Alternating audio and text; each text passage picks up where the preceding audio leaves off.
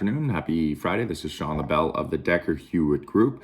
Was another negative week here for global equities as we did sell off rather aggressively on Friday. We'd actually been coming into the day on a positive note for the week, but investors sold off U.S. Fed Chair Jerome Powell's remarks at the Jackson Hole Symposium.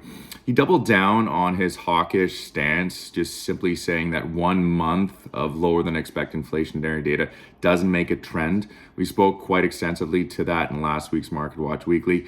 Well, Powell definitely doubled down on that, saying that it's likely that businesses and consumers are going to have to feel a little bit of pain here in the near term with respect to those rising interest rates before the central bank feels comfortable enough to pivot.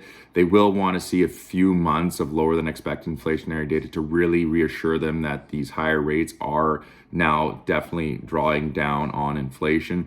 So we talk about a little bit in this week's Market Watch Weekly on that, but it just dives into the state of the consumer a little bit more extensively.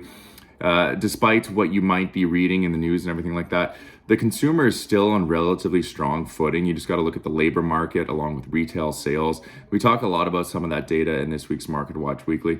It's simply not as bad as a lot of people might expect. So if there is some sort of a recession on the horizon, whether that be 2022 or 2023 or beyond, it will not nearly be as extreme of what we last encountered in 2010 or in 2020. The consumer is coming into this sort of a tightening cycle in much better footing. We just run through some of the data a little bit more in this week's Market Watch Weekly. Otherwise, we will end it on that note. Hope everyone enjoys the weekend, and we will talk to you again next week. Cheers.